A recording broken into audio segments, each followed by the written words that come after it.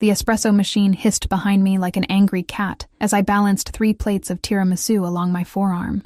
Friday night at Salvatore's was always chaos.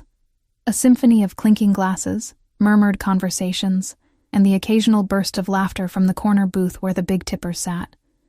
My feet ached in the mandatory black heels that added 3 inches to my height, but subtracted years from my life expectancy. 8 hours into my double shift, and I still had 3 more to go.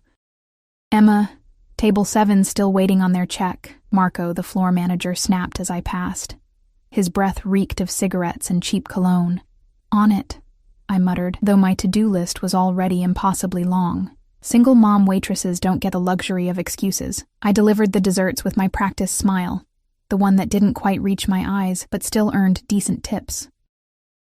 My daughter Lily's 5th birthday was next week, and every extra dollar meant I might actually be able to buy her that princess dress she'd been dreaming about. The one with the ridiculous amount of tulle and glitter that would inevitably end up all over our tiny apartment. "Can I get you anything else?" I asked the middle-aged couple, who barely looked up from their phones. "Just the check," the man replied without making eye contact.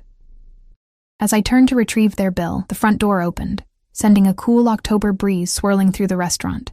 The ambient noise dimmed almost immediately, like someone had turned down the volume on a stereo. I felt it before I saw it, the shift in atmospheric pressure that meant someone important had entered. Marco straightened his posture so quickly I thought his spine might snap. The hostess, Gabriella, young and gorgeous with ambitions far beyond this place, smoothed her hair and hurried forward with a smile I'd never seen her use on regular customers. That's when I saw him.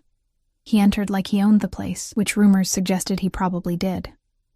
Tall and impeccably dressed in a charcoal suit that looked like it cost more than my monthly rent, he moved with the easy confidence of someone who never had to ask for anything twice. Dark hair, styled to perfect dishevelment, framed a face that belonged on a movie screen. All sharp angles and intensity. He couldn't have been older than 35. 2 men flanked him, their expressions impassive, eyes constantly scanning the room. Bodyguards. The larger one's jacket didn't quite conceal the bulge of what I was certain was a gun. "Mr. Castellano," Gabriella practically purred. "Your usual table is ready, Castellano." Even I knew that name, though I'd never seen the man in person. Vincent Castellano, the businessman whose various enterprises supposedly funded half the city's development projects. The businessman whose name mothers whispered when warning their daughters about dangerous men. The businessman whose photograph occasionally appeared in the society pages beside politicians and celebrities, but whose actual business no one could quite define. I forced myself to look away and focus on retrieving the check for table 7. Rich people made me nervous, especially rich people who entered rooms and silenced them with their mere presence. "Emma," Marco hissed as I passed, "take table 12. But I have 4 tables already and Daniela is up next in rotation. Take table 12. His eyes flicked meaningfully toward the corner where Gabriella was seating Castellano and his men. My stomach dropped. "Marco, please, do you want this job or not?" he whispered harshly, straightening his tie. "Mr. Castellano specifically requested our most experienced server." That was a lie. I'd worked at Salvatore's for 3 years, longer than anyone except Marco himself, but Castellano had never seen me before. More likely, Marco was sacrificing me because he knew I couldn't afford to quit. I took a deep breath, tucked a stray strand of blonde hair behind my ear, and approached the table. The 2 guards sat facing the entrance, while Castellano took the seat with his back to the wall, giving him a view of the entire restaurant. Smart. Paranoid, but smart. "Good evening, gentlemen. Welcome to Salvatore's. May I start you with something to drink?" My voice came out steadier than I expected. The bodyguards didn't acknowledge me, but Castellano looked up, his dark eyes capturing mine with an intensity that made my breath catch. Something flickered across his face. Surprise, perhaps, or curiosity. For a fleeting moment, I felt like I was being memorized. "McAllen. Neat." His voice was deeper than I'd anticipated, with the barest hint of an accent I couldn't place. "Of course. And for your companions? They don't drink on duty." His gaze never left my face, making me acutely aware of the smudge of mascara I probably had under my right eye and the faint scar on my chin from when I'd fallen off my bike at 12.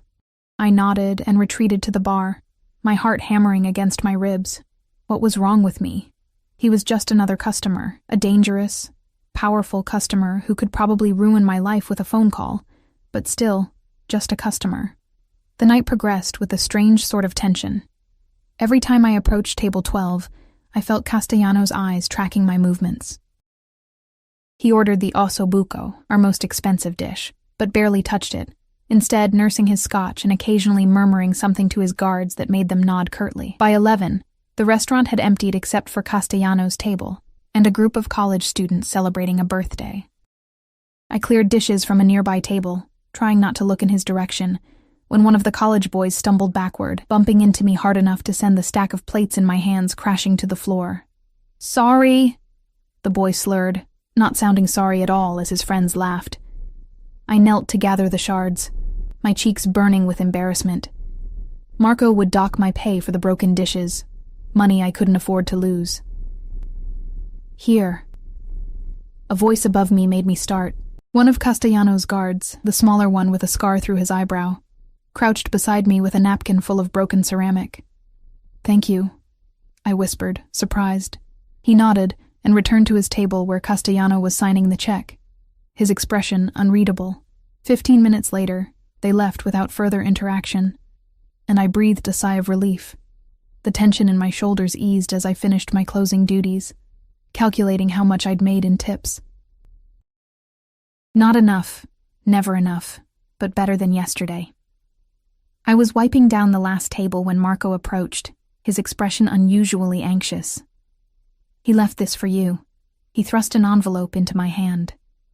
Inside was a $100 bill and a business card with just a phone number embossed in silver. No name, no company. "What the hell?" I murmured. Marco shrugged, looking both impressed and worried. "Consider yourself lucky. Or unlucky. I'm not sure which." I slipped the money and card into my pocket, unsure what to make of it. Rich men sometimes left big tips to impress their companions, but Castellano hadn't seemed like he was trying to impress anyone. By the time I left the restaurant, it was nearly midnight. The October air bit through my thin jacket as I hurried toward the bus stop, already calculating if I could catch the last bus, or if I'd have to splurge on a rideshare. Lily was staying overnight with my mother, which meant I didn't have to rush home for once, but I was bone-tired and wanted nothing more than my lumpy mattress and silence. The street was deserted except for a black SUV idling near the restaurant's service entrance. I quickened my pace, clutching my purse closer. "Miss!" The voice came from behind me, making me jump. I turned to find the bodyguard with the scarred eyebrow standing a few feet away, his hands visible at his sides in what I realized was a deliberately non-threatening posture. "Mr. Castellano would like to offer you a ride home." My throat went dry. "No, thank you. I'm fine with the bus. The last bus left 10 minutes ago." He was right, I realized with a sinking feeling. I'd lost track of time during closing. "I can call a rideshare. At the rate they're charging tonight, that would cost most of your tips." His expression remained neutral. "It's just a ride, no strings." I hesitated, weighing my options. A ride with a man whispered about as dangerous versus a 30-minute wait for an overpriced rideshare in the cold, followed by an almost empty late-night train where I'd been harassed more than once. "Fine," I finally said. "Just a ride."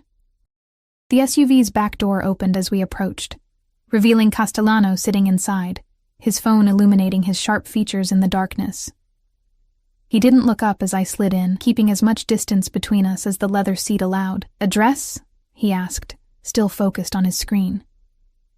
I gave it to him, and he relayed it to the driver, who pulled away from the curb with smooth efficiency. We rode in silence for several blocks, the only sound the soft hum of the engine and the occasional ping from Castellano's phone. I stared out the window, watching my neighborhood grow progressively shabbier as we approached. "How long have you worked at Salvatore's?" His question startled me. 3 years. "You don't look old enough to have worked anywhere for 3 years." I bristled slightly. "I'm 27. That made him look up, a flicker of surprise crossing his features. "You have a child." It wasn't a question, which unnerved me. "How did you—" "The way you check your phone between tables, the faded sticker on its case. The fact that you count your tips 3 times before putting them in your pocket. His eyes, dark and penetrating, studied me with unnerving precision. Single mother, I'm guessing. My skin prickled. Is there something you want, Mr. Castellano? Because if this is some kind of proposition, you should know I'm not. That's not why you're here, he interrupted, his tone sharpening before smoothing out again. I'm merely curious. About a waitress? I doubt that. A small smile touched his lips but didn't reach his eyes. I'm curious about a woman who works at an Italian restaurant, yet doesn't know what the tattoo on her wrist means. And my hand automatically went to my wrist where a small, intricate symbol peeked out from under my sleeve, 3 interconnected circles with a dagger through them. It's my mother's tattoo. I got it when I turned 18. Your mother has this exact tattoo? Something in his voice had changed, a tension I couldn't identify. Yes. She's had it since before I was born. I always thought it was beautiful. I pulled my sleeve down self-consciously. What does it mean? Castellano was silent for a long moment, his expression unreadable. Then the car stopped. We've arrived, he said softly. I looked out to see my apartment building, a shabby 5-story walk-up with peeling paint and security bars on the lower windows. Thank you for the ride, I said, reaching for the door handle. Emma. My name in his mouth sounded different, almost reverent. That symbol marks someone under the protection of the Castellano family. It has for generations. I froze, my hand on the door. What are you saying? I'm saying, he replied, his dark eyes holding mine, that either your mother once belonged to my family's organization or she was being protected by it. My mind raced, struggling to process his words. My mother, Patricia Bennett, was a kindergarten teacher who baked cookies for the PTA and cried at Hallmark commercials. She couldn't possibly have connections to someone like Vincent Castellano. You're mistaken, I said, my voice barely above a whisper. I'm never mistaken about family matters. He reached into his jacket and pulled out a card, different from the one he'd left with the tip, this one bearing an embossed crest that matched my tattoo. Call this number tomorrow. Ask for me. I think we have much to discuss about your mother. I took the card with numb fingers, a chill running down my spine that had nothing to do with the October night. Good night, Emma Bennett, he said, as I stepped out of the car. Lock your door. The SUV pulled away, leaving me standing on the sidewalk, clutching a business card and feeling like my entire world had just tilted on its axis. How did he know my last name? I'd never told him. Sleep evaded me that night, my mind racing with Castellano's words. The tattoo on my wrist, a symbol I'd proudly worn for nearly a decade, now felt like a stranger's mark on my skin. I traced its lines in the dim glow of my bedside lamp, trying to reconcile the design with his claim. Protection of the Castellano family. The concept was absurd. By morning, exhaustion had settled into my bones, but answers hadn't come. I called my mother, waking her earlier than she'd appreciate on a Saturday. Emma, is everything okay? Is Lily all right? Sleep roughened her voice. Everything's fine, Mom. Lily's still asleep? I asked, guilt creeping in for alarming her, like an angel. We made cookies last night and she helped frost them all. Wore herself out completely. I smiled despite my unease. Mom, I need to ask you something. It's about your tattoo, the one I copied. Silence hummed across the line for several heartbeats. What about it? What does it mean? Where did you get it? Another pause. It's just a design I liked. Why the sudden interest? My mother had never been a good liar. Her voice always pitched slightly higher, words coming too quickly. Like now.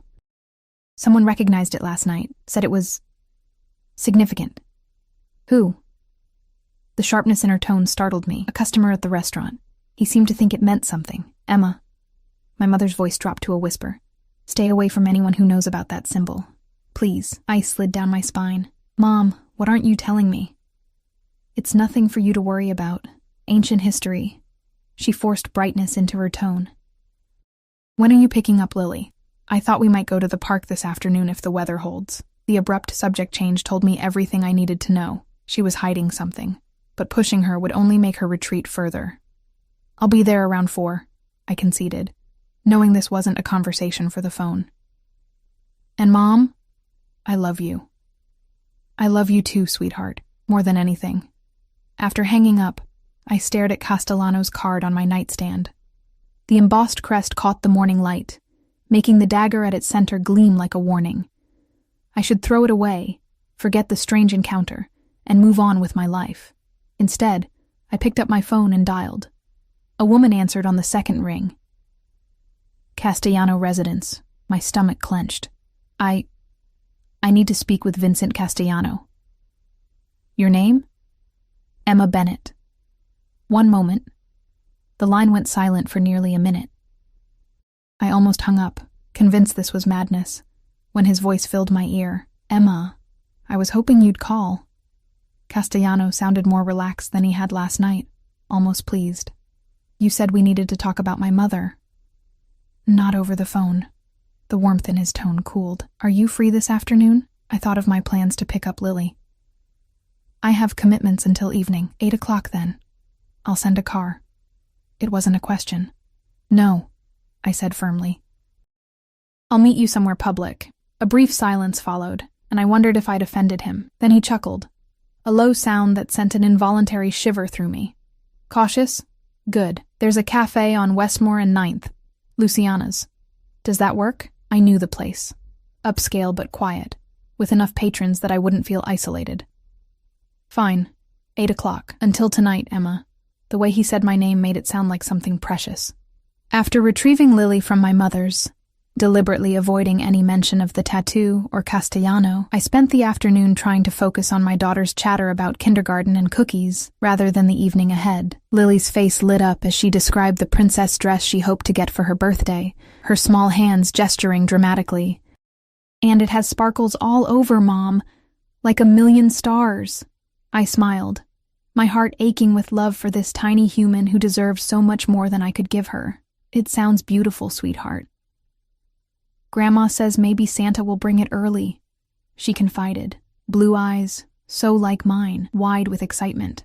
I made a mental note to thank my mother for managing Lily's expectations. The dress was still beyond my budget, even with last night's generous tip. At 7:30, I left Lily with Mrs.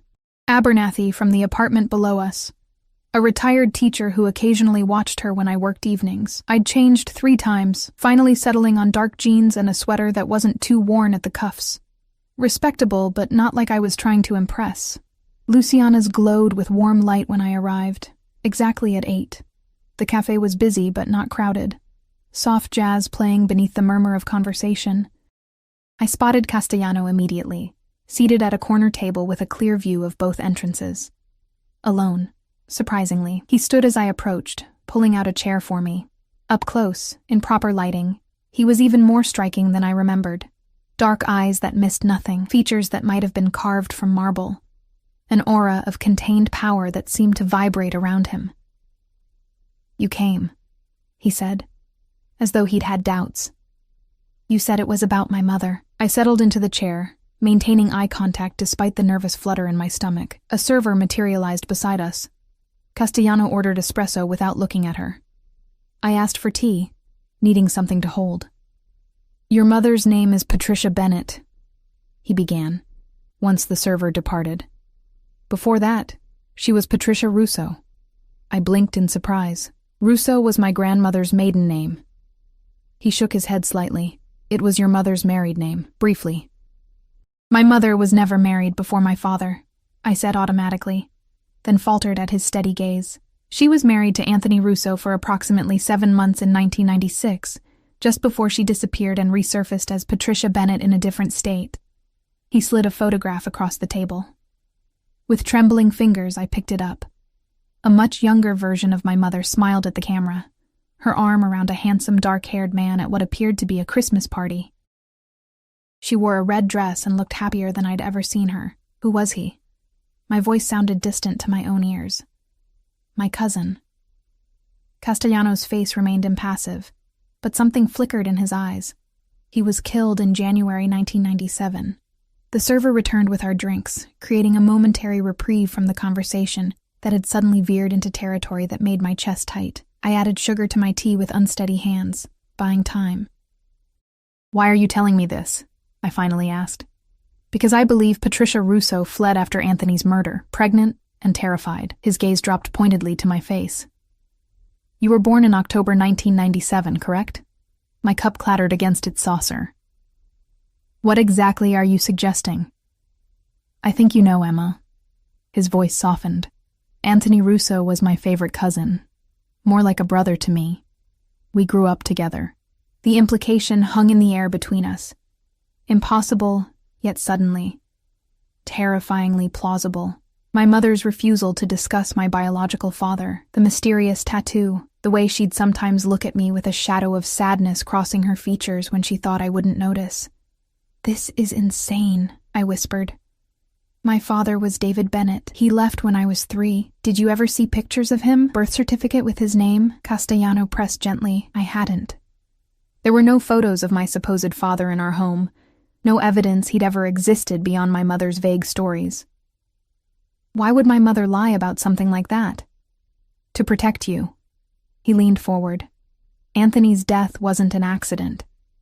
It was a message from a rival family. If they had known he had a child, he left the sentence unfinished, but I felt the weight of its implication. And the tattoo? When someone marries into the Castellano family, they receive protection for life. The mark ensures that everyone in our circle knows they're untouchable. His eyes flicked to my wrist. Your mother kept it, even after she fled. Smart. Even if she was found, no one would dare harm her. I shook my head, overwhelmed. Even if what you're saying is true, and I'm not saying I believe it, why tell me now? Why not leave us alone? Because the past has a way of resurfacing, Emma. His expression darkened. The man who ordered Anthony's death died last month. His son has taken over, and he's been systematically targeting anyone connected to our family. I've been moving protected individuals to safer locations, but your mother wasn't on my list because officially, Patricia Russo died 28 years ago. Fear constricted my throat. Are you saying my mother is in danger? I'm saying both of you might be, if this connection is discovered by the wrong people. He reached across the table, his hand stopping just short of mine. The tattoo you chose to copy could put a target on your back. I pulled my sleeve down instinctively. This is crazy. We're nobody. Just a kindergarten teacher and a waitress. You're Anthony's daughter. Something possessive flashed in his eyes. Which makes you Castellano blood, family. The word hung between us, laden with meaning I couldn't fully grasp. Family to Vincent Castellano clearly meant something very different than it did to most people. What do you want from me? I asked, suddenly exhausted. I want to offer you protection. Real protection, not just a symbol. He produced a key from his pocket, sliding it across the table. This opens an apartment in a secure building I own. You and your daughter should move there, at least temporarily. I didn't touch the key. You expect me to just uproot my life based on a story that sounds like something from a crime novel? I expect you to consider your daughter's safety. His tone remained even, but his eyes hardened. Call your mother. Ask her about Anthony Russo. See what her reaction tells you. Before I could respond, one of his guards, the one with the scarred eyebrow from last night, appeared at our table, leaning down to whisper something in Castellano's ear. His expression shifted subtly, jaw tightening. I have to go. He stood abruptly, dropping cash on the table. Think about what I've said, Emma. The key is yours, whether you believe me or not. He paused, something almost gentle crossing his face. You have his eyes, you know. Anthony's. Same shade of blue. Then he was gone, moving through the cafe with fluid purpose, leaving me with a key, a photograph, and questions that threatened to unravel everything I thought I knew about myself. I returned home in a daze, the key burning in my pocket like a hot coal. Mrs. Abernathy reported that Lily had fallen asleep an hour earlier. Exhausted from her day with my mother, I thanked her, waiting until she left before sinking onto our worn couch, the photograph of my mother and Anthony Russo clutched in my hands. They looked happy, these strangers who might be my parents. My mother's smile was uninhibited in a way I'd rarely witnessed. She'd always carried a certain guardedness, a wariness I'd attributed to the hardships of single motherhood. But maybe it was something else entirely. Fear. Secrets. A past reinvented. With shaking hands, I dialed her number. Emma? She answered quickly, concern evident. Everything okay? I need to ask you something, and I need the truth. I took a deep breath. Who was Anthony Russo? The silence that followed was so complete I thought she'd hung up. Then I heard her exhale shakily. Where did you hear that name? Her voice had dropped to a whisper. It doesn't matter. Who was he, Mom? Another long pause. Someone I knew a lifetime ago. Was he my father? A soft, broken sound came through the line. Half sob, half laugh. How did you find out? After all these years. My grip tightened on the phone. I met Vincent Castellano. Oh, God. Real fear colored her voice now. Emma, listen to me. Stay away from him. From all of them. You don't understand what they are, what they do. Then tell me, I snapped, louder than intended. I glanced toward Lily's room, lowering my voice. Tell me why my entire life has been built on lies. Tell me why you never mentioned that my father was murdered, or that he was part of... I hesitated, not even sure what to call it. La Familia, my mother supplied softly. The family. That's what they call themselves, as though it somehow sanctifies what they do. She sighed heavily. I loved Anthony. That part was real. He was kind, charming. He promised me a normal life away from his family's business, but there is no away with them. It follows like a shadow. What happened to him? A rival family had him killed. A warning to Vincent, who was rising quickly within the organization. Her voice caught. I was pregnant with you. When I heard what happened, I ran. Vincent's father helped me disappear, gave me a new identity, money to start over, made me promise never to return or contact anyone from that life. But you kept the tattoo, I said, recalling Castellano's words. Protection, she admitted, just in case. I never thought you would copy it, never imagined you'd somehow cross paths with them. My head spun with revelations. Castellano says we might be in danger, that whoever killed Anthony might come after us. What? Why now? Panic edged her voice. Something about the original boss dying. His son taking over. I rubbed my temples, a headache building. He gave me a key to an apartment, said we should move there. He wants to control you, my mother said flatly. That's what Vincent does. Collects people, binds them to him with protection and obligation until they can't function without him. I've spent your entire life keeping you from that world.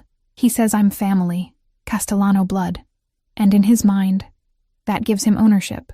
Her voice hardened.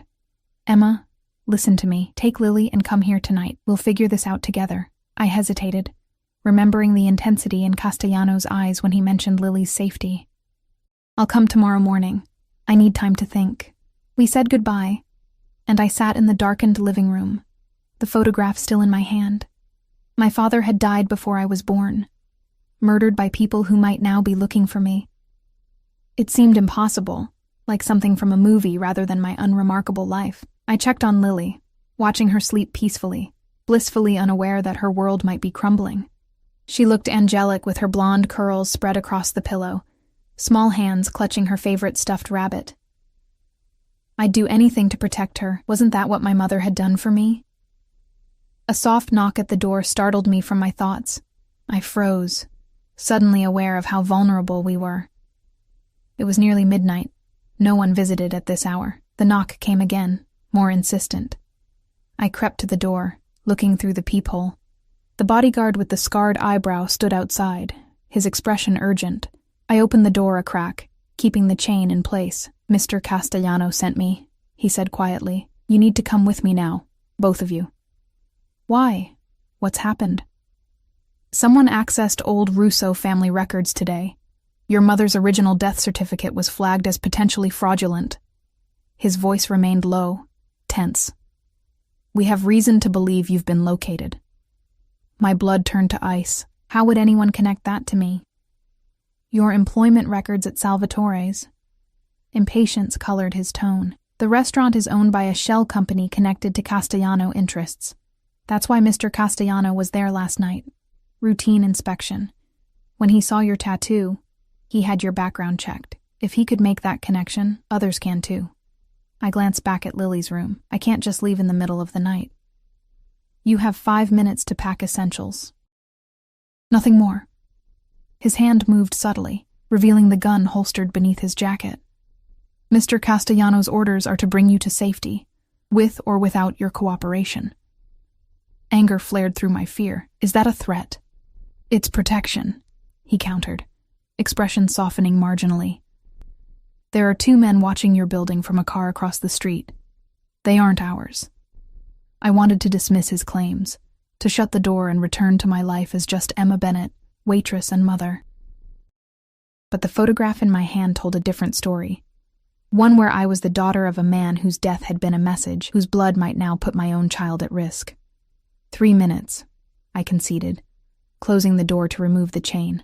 I moved with quiet efficiency, throwing clothes for Lily and me into a duffel bag, grabbing her rabbit and her favorite blanket, toiletries, my wallet, phone charger, the photograph. As an afterthought, I took the key Castellano had given me, though I doubted we were heading to the apartment it opened.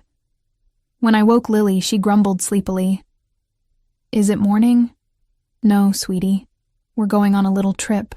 I kept my voice light, though my heart hammered against my ribs. Remember how we talked about adventures sometimes happening at night? She nodded drowsily, allowing me to bundle her into her coat. I carried her with one arm, the duffel bag slung over my opposite shoulder. The bodyguard, who still hadn't offered his name, took the bag from me wordlessly as we slipped into the hallway. Back exit, he murmured, guiding us toward the service stairs rather than the main entrance. A black SUV, identical to the one from last night, idled in the alley behind my building. The driver's window lowered slightly as we approached, and I caught a glimpse of the other bodyguard from the restaurant. He nodded once, and the back door opened. Vincent Castellano sat inside, his expression grave. Quickly, was all he said. I climbed in with Lily, who had fallen back asleep against my shoulder, oblivious to the tension surrounding us. The scarred bodyguard took the passenger seat, and we pulled away, driving through back streets rather than main roads. Where are you taking us? I whispered, not wanting to wake Lily. Somewhere safe, Castellano replied, his eyes on my daughter. Something shifted in his expression as he looked at her, a softening, almost wistful. She looks like you. Everyone says she looks like my mother. Same difference. His gaze returned to mine. She has the Russo chin, though, strong.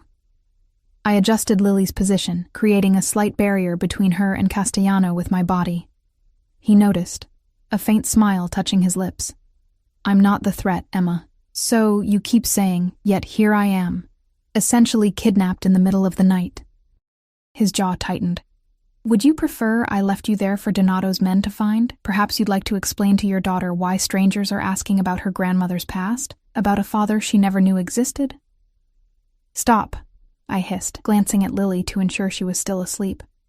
We drove in tense silence for nearly half an hour, leaving the city behind for winding roads that led into the wooded hills overlooking the coastline. Eventually, we turned onto a private drive, approaching a large modern house built into the hillside, its wide windows overlooking the distant ocean. Welcome to my home, Castellano said as the SUV stopped at the entrance. Your home? I hadn't expected that. I thought you were taking us to the apartment. This is more secure. He exited the vehicle, then held his arms out. Let me take her while you get out. I hesitated, instinctively protective. She's exhausted, and you're exhausted, he said softly. Let me help. Something in his tone, a gentleness I hadn't heard before, made me relent. I carefully transferred Lily to his arms, watching as he cradled her with surprising tenderness, her head nestling against his shoulder as though she belonged there. The sight created a confusing mix of emotions. Alarm at seeing my child in the arms of a man whose world represented everything I feared, yet an inexplicable sense that he would sooner die than let harm come to her. Inside, the house was minimalist but luxurious, with open spaces and carefully selected art pieces. Castellano carried Lily up a floating staircase to a guest bedroom, where he laid her gently on a bed that dwarfed her small form. I had my housekeeper prepare this room when you called earlier, he explained, stepping back as I removed Lily's shoes and tucked her beneath the plush comforter. The connecting door leads to your room. I smoothed Lily's curls, placing her rabbit beside her. When I turned, I found Castellano watching us with an unreadable expression. Why are you doing this? I asked once we'd stepped into the hallway. closing Lily's door partway. I told you. Your family. I'm a stranger with a dubious connection to your dead cousin. That doesn't explain this. I gestured vaguely at the house, the protection, the middle-of-the-night rescue. Castellano was quiet for a moment, his dark eyes studying me with that same intensity I'd felt at the restaurant. When Anthony died, I lost the only person who truly knew me. Not the version of me that everyone fears or wants something from, but me. His voice held a note of something that might have been vulnerability.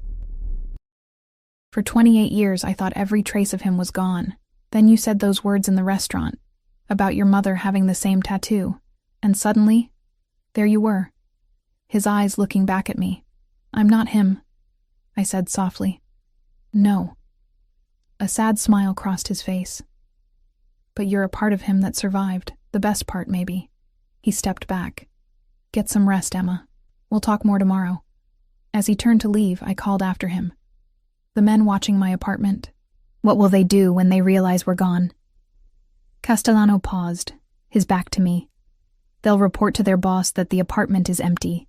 By morning, there will be no trace of Emma Bennett or her daughter at that address. Your belongings will be moved to storage. Your landlord will receive 6 months' rent to forget you existed, and your employment at Salvatore's will be formally terminated with excellent references. You're erasing us, I whispered, the reality of what was happening finally sinking in. He looked back at me, his expression grave. I'm protecting you the only way I know how. The question is, will you let me? I had no answer as he disappeared down the hallway, leaving me alone with the weight of choices I never asked to make, and a heritage I never knew I carried. Morning arrived in streams of golden light through unfamiliar windows. For a moment, I couldn't place where I was. The sheets were too soft, the silence too complete. Then the previous night's events crashed over me like a wave. Lily was already awake when I entered her room, exploring the space with wide-eyed curiosity. She'd found a shelf with children's books, and had several spread around her on the plush carpet. "Mommy, whose house is this?" she asked, looking up at me with innocent excitement. "It's like a princess castle," I forced a smile. "It belongs to a friend who's helping us. Did you sleep okay?" She nodded enthusiastically. "The bed is bouncy and look." She pointed to the windows that stretched from floor to ceiling. "You can see the whole ocean." I crossed to the window, taking in the breathtaking view of coastline stretching into the distance, sunlight glittering on the water. It was beautiful, peaceful, and a world away from our cramped apartment with its view of the neighboring building's brick wall. "Mom, I'm hungry," Lily announced, abandoning the books to tug at my hand. We ventured downstairs together, following the scent of coffee. The kitchen was a chef's dream, all gleaming surfaces and professional-grade appliances. A dark-haired woman in her 50s stood at the counter, arranging pastries on a platter. She looked up as we entered, her expression warming. "Good morning. You must be Emma and Lily. I'm Sophia, Mr. Castellano's housekeeper." Her accent was distinctly Italian, her manner motherly. "Breakfast is ready. The little one likes pancakes?" "I made Mickey Mouse shapes." Lily gasped in delight, any lingering sleepiness vanishing as she clambered onto a stool at the kitchen island. "That's very kind, thank you," I said, somewhat disoriented by the normalcy of the scene. "Is Mr. Castellano here? He left early for business, but said to make yourselves at home." Sophia placed a plate of whimsical pancakes before Lily, who dug in immediately. "He also asked me to give you this." She handed me an envelope containing a note in elegant handwriting.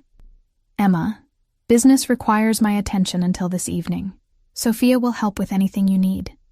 There are clothes for both of you in the closets. The house and grounds are secure. Feel free to explore, but please don't leave the property. My men are stationed at the gate and perimeter. I've contacted your mother. She's safe and has agreed to meet us here tonight at 7. V." I read it twice, unsure whether to be relieved or unnerved that he'd contacted my mother without consulting me. At least she was safe. "He arranged for some clothes," Sophia explained, gesturing to my wrinkled outfit from yesterday. "Nothing fancy, but comfortable things for you both, and swimsuits. The pool is heated if you want to swim." Lily's head snapped up, syrup dripping from her chin. "A pool? Can we go swimming, Mommy? please?" Looking at her eager face, I couldn't deny her this small joy amid all the upheaval. "After breakfast. And only if Sophia doesn't mind showing us where it is." Sophia beamed. "Of course not. I'll find towels while you eat." The day passed in a surreal haze. Lily splashed happily in the pool while I sat nearby, trying to process everything that had happened. The house was undeniably beautiful, perched on the hillside with panoramic views and every luxury imaginable, but it felt like a gilded cage. Castellano's men patrolled the perimeter discreetly, visible only occasionally through the trees. In the afternoon, we explored the grounds, manicured gardens giving way to more natural landscaping as the property sloped toward the sea. Lily collected pine cones and pretty stones, delighted by a freedom of space she'd never experienced in our urban life. "Mom, look!" She pointed to a small gazebo nestled among flowering shrubs. "It's like a fairy house." We sat in the gazebo as the afternoon sun began its descent, painting the sky in shades of amber and rose. Lily curled against my side, suddenly pensive. "Are we on vacation?" she asked, her small fingers playing with the hem of the new sundress Sophia had found for her. I hesitated, unsure how to explain our situation to a 5-year-old. "Sort of. We're staying here while I figure some things out." "Is it because of the bad men?" My blood froze. "What bad men, sweetheart?" "The ones watching our house." She said it matter-of-factly, as though discussing the weather. "I saw them when I got up to get water last night. They were sitting in a car across the street looking at our windows." I pulled her closer, disturbed that she'd noticed what I'd been oblivious to. "How do you know they were bad?" She shrugged. "They looked scary. And then the nice man with the funny eyebrow came and took us away." "The nice man?" I echoed, realizing she meant Castellano's scarred bodyguard. "He had a gun," Lily whispered, eyes wide. "I saw it when he helped me with my coat, but he's a good guy, right? Like in my superhero books." I swallowed hard. "Life isn't always as simple as good guys and bad guys, Lily. Mr. Vincent is a good guy, though." She stated this with absolute certainty. "He carried me like Daddy Bear carries Baby Bear in my story." Before I could respond to this unsettling assessment, Sophia's voice called from the house that dinner was ready. We headed back, Lily running ahead while I followed more slowly, troubled by her observations. Children sometimes saw truth more clearly than adults, uncluttered by preconceptions. But in this case, I wasn't sure what the truth was. Dinner was a quiet affair, just Lily and me in the enormous dining room. Sophia had prepared a feast: homemade pasta, roasted vegetables, fresh bread, far more than we could eat. Lily chatted happily about the pool and the gardens, seemingly untroubled by our sudden relocation. As Sophia cleared our plates, she mentioned that my mother would arrive soon. "Mr. Castellano asked me to show you to the library to wait. He'll join you there when he returns." The library was exactly as I'd expect from someone like Castellano. Walls of leather-bound books, a massive desk of polished wood, and deep armchairs arranged near a fireplace where flames crackled softly. Floor-to-ceiling windows offered the same spectacular view as elsewhere in the house, now darkened to a canvas of twinkling lights from distant boats on the water. Lily, full and tired from our day of exploration, curled up in one of the armchairs with a picture book Sophia had provided. Within minutes, she was asleep, the book sliding from her small fingers. I was gazing out at the night when I heard the library door open. Turning, I found my mother standing there, her face a mask of worry that melted into relief when she saw me. "Emma." She crossed the room and pulled me into a fierce hug. "Are you all right? Is Lily?" "We're fine," I assured her, returning the embrace before pulling back to study her face. "Mom, why didn't you ever tell me about Anthony? About any of this?" She sank into the nearest chair, suddenly looking older than her 53 years. "I was trying to protect you from a world that destroyed the man I loved. A world where loyalty is measured in blood and violence is a business transaction." Her eyes drifted to Lily's sleeping form. "I wanted something different for you." For her. "You still should have told me. Would it have changed anything?" she challenged softly. "Would knowing your father was murdered by a rival crime family have made your childhood happier? Would carrying the Russo name have made your life better?" Before I could answer, the door opened again. Vincent Castellano entered, his suit impeccable despite the late hour. Though fatigue shadowed his eyes, he paused when he saw my mother, something complicated passing across his features. "Patricia," he said quietly. "It's been a long time." My mother stood, her posture stiffening. "Not long enough, Vincent." An awkward silence stretched between them, loaded with history I couldn't begin to understand. "Thank you for coming," he finally said, his tone formal. "I know you'd rather be anywhere else." "I came for my daughter and granddaughter," she replied coolly. "Not for you." I moved to stand between them, uncomfortable with the tension. "Can someone please explain what's happening? Why we had to leave in the middle of the night? Who those men were?" Castellano glanced at Lily, still sleeping peacefully in the oversized chair. Perhaps somewhere more private. We followed him to an adjoining study, leaving the door cracked to keep Lily in view. He poured 3 glasses of amber liquid from a crystal decanter, offering them wordlessly. My mother declined. I accepted mine and took a fortifying sip, the whiskey burning a path down my throat. "Marco Donato took over his father's organization last month," Castellano began without preamble. "His first move was to void all old truces and alliances. His second was to compile a list of outstanding debts he believes are owed to his family." "What does that have to do with us?" I asked. "Anthony's death was never avenged," my mother answered before Castellano could, her voice hollow. "In their world, that's a debt unpaid." Castellano nodded grimly. "Donato's father was more practical. He understood that some conflicts are better left buried. The son is ideological. He sees his father's unfinished business as a stain on their honor, so he's hunting down everyone connected to old grudges," I said slowly, the horror of it dawning on me, "including Anthony Russo's widow and child." "Yes." Castellano's expression darkened. "When I recognized your tattoo, I had you investigated immediately. Finding out Anthony had a daughter." He broke off, something raw flashing across his face. "I should have anticipated Donato would make the same connection once he started digging into old records." "Those men watching our apartment," I whispered. "They would have taken you to Donato," he confirmed, "and used you to draw out your mother." My mother made a small, pained sound. "This is why I ran, why I've spent 28 years looking over my shoulder." She turned to me, eyes bright with unshed tears. "I'm so sorry, Emma. I never thought my past would find you." I looked between them. My mother, who had built an entirely new life to protect me, and Castellano, who had uprooted us from that life for the same reason, both claiming to want my safety, yet fundamentally opposed in their methods. "What happens now?" I asked, directing the question at both of them. "You stay here under my protection until I resolve the Donato situation," Castellano stated firmly. My mother scoffed. "Resolve it how, Vincent? The same way your family resolves all its problems?" His jaw tightened. "By whatever means necessary to keep them safe." "And then what?" she pressed. "Emma and Lily become part of your world? Another generation pulled into the family business? That's not what I want," he said, his voice suddenly quieter. "What do you want then?" I interjected, tired of them talking about me as though I weren't present.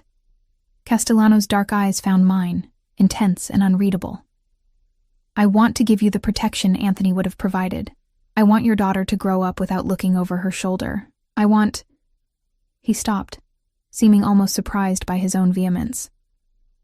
In the silence that followed, the study door swung wider, and a small voice asked sleepily, "Mommy?" Lily stood in the doorway, rubbing her eyes, her blonde curls mussed from sleep. 3 pairs of eyes turned to her, the living embodiment of everything at stake. "Grandma!" Lily's face brightened when she spotted my mother. She ran across the room, throwing herself into waiting arms.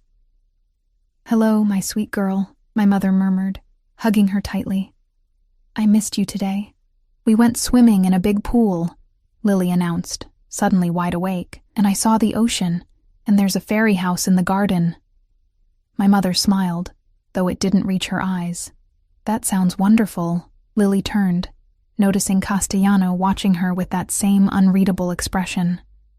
Instead of shrinking away as she typically did with strangers, she met his gaze directly. "Are you Mr. Vincent? Sophia said you own this whole mountain." A ghost of a smile touched his lips.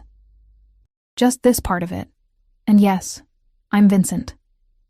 Lily nodded solemnly, as though confirming something important. Thank you for letting us stay in your castle. You're very welcome, Miss Lily. His tone softened when addressing her, losing its customary edge. It's past your bedtime, sweetheart, I interjected, uncomfortable with the strange tableau before me. Let's get you back to sleep. Castellano straightened. Sophia prepared the blue room for your mother, across the hall from yours. He hesitated, then added, We can continue our discussion tomorrow. You should rest. It wasn't until Lily was tucked into bed again, and my mother had retired to her room, that I realized how exhausted I was. Emotionally and physically drained, I stood at the window of my borrowed bedroom, staring out at the moonlight silvering the distant water. A soft knock at my door startled me. Castellano stood in the hallway, his suit jacket gone, tie loosened, looking more human than I'd yet seen him. May I speak with you a moment? He asked, his voice low to avoid waking Lily. I hesitated, then stepped into the hallway, pulling the door nearly closed behind me. What is it? Walk with me, he said, nodding toward the stairs. Curiosity overcame my better judgment, and I followed him down to the first floor and out onto a stone terrace overlooking the nighttime landscape. The air was cool but not cold, fragrant with jasmine from climbing vines along the balustrade. Castellano leaned against the stone railing, looking out at the view rather than at me. I owe you an explanation and an apology. For which part? I asked, keeping a careful distance between us. For disrupting your life, for bringing the past back to your doorstep. He sighed, running a hand through his dark hair in a surprisingly human gesture. I've spent years looking for Anthony's killer. When I finally had proof it was Donato Sr., he died before I could act. The son was supposed to be different, Harvard-educated, more businessman than gangster. I underestimated how deeply tradition runs. My mother thinks you want to pull us into your world, I said quietly. That this protection comes with strings. He turned to face me then, his expression more open than I'd seen it. Your mother has good reason to be suspicious of me, of all of us. What she experienced, it would make anyone run and never look back. What happened? Really? Castellano was quiet for a long moment, as though weighing how much to reveal. Anthony was my father's right hand, but he wanted out. He'd met your mother, fallen in love, started dreaming of a different life. My father agreed to let him step back, unusual in our world, but Anthony was family, not just an associate. His jaw tightened. 2 weeks later, he was shot while leaving a restaurant. Your mother was with him. I gasped softly, imagining my mother witnessing such violence. She was hysterical, covered in his blood. My father brought her to our house, where we discovered she was pregnant. He met my eyes. She begged him to let her disappear. Said she couldn't bring a child into this life. Couldn't bear to raise Anthony's baby surrounded by the people who failed to protect him.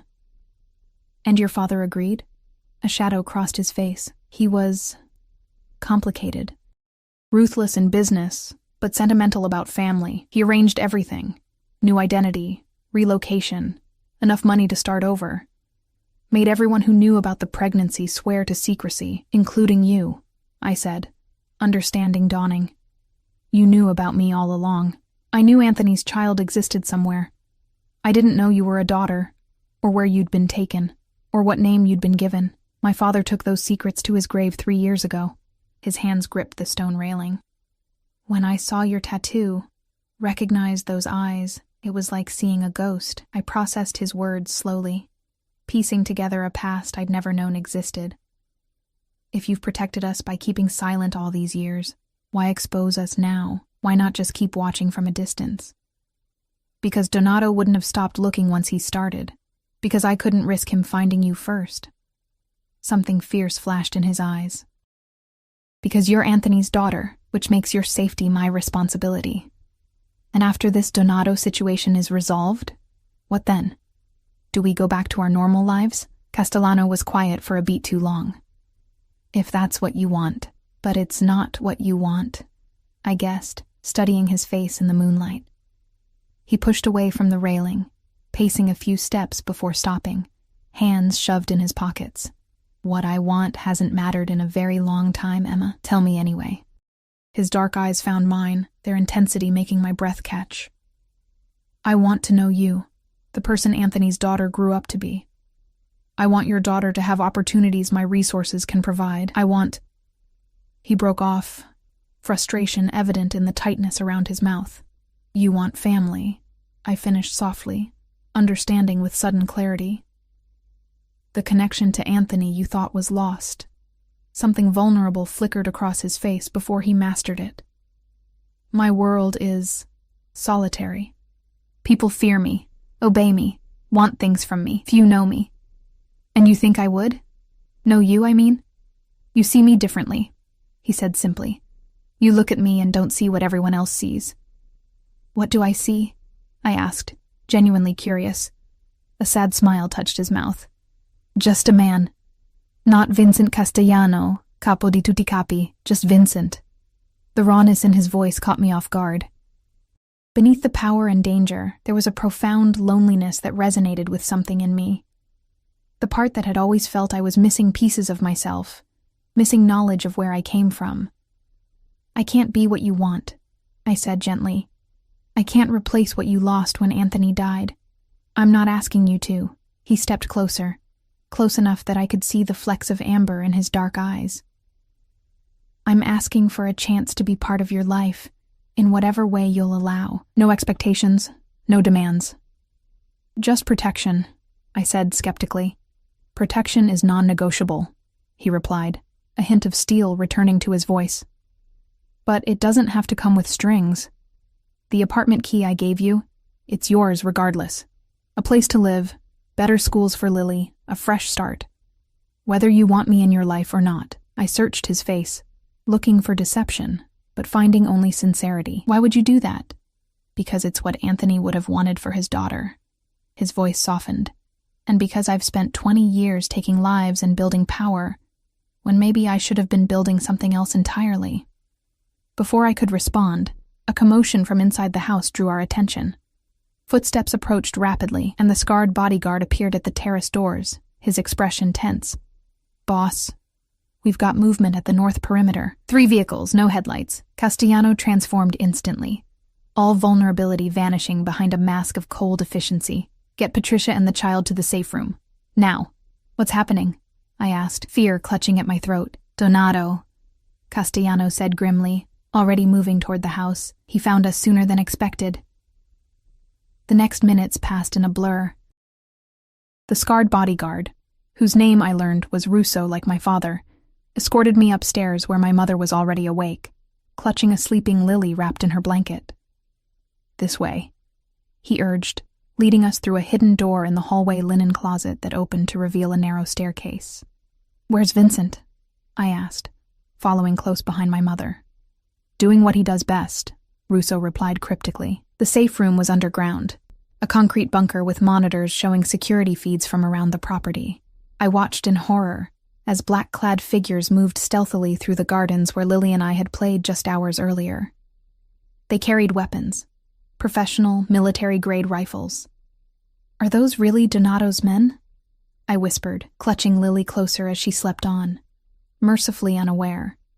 Yes, my mother answered, her face pale. I recognize the formation. They're here to kill us, Emma. All of us. Russo handed each of us a bottle of water, his expression grim but composed. They won't succeed. On the monitors, I saw Castellano conferring with his men. At least a dozen of them, more than I'd realized, were stationed on the property. He moved with calm authority, positioning them strategically throughout the house and grounds. Then he drew a gun from beneath his jacket, checking it with practiced efficiency. He's going to fight them himself?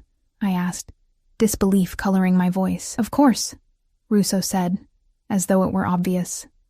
Your family. He protects what's his.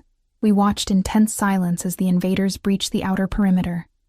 The first shots were fired, muffled pops that barely reached our underground sanctuary. On the screens, chaos erupted. Muzzle flashes illuminated the darkness, figures falling, others advancing.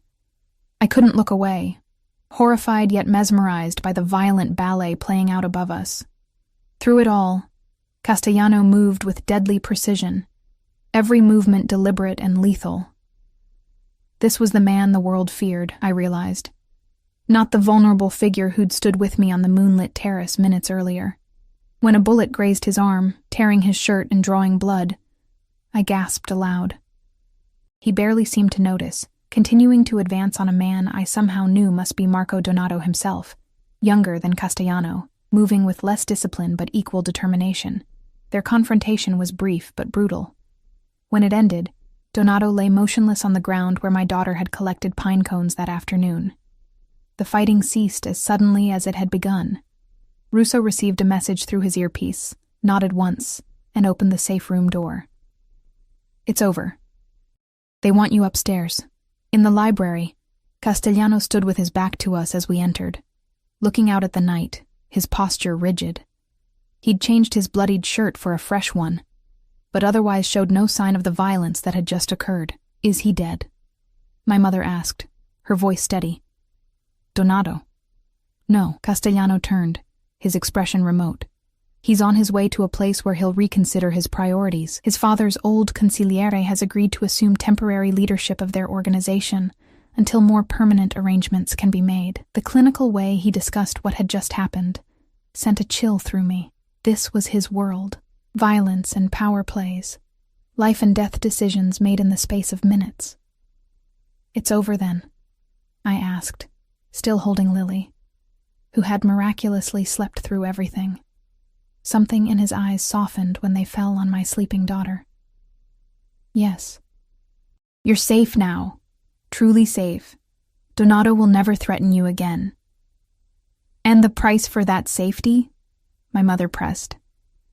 Castellano met her gaze steadily. "Already paid, Patricia, 28 years ago by Anthony, and tonight by me." He turned to me. "The apartment is still yours if you want it. No conditions, no expectations. Just a gift from your father's family."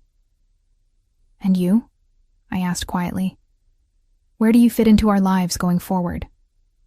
A ghost of a smile touched his lips.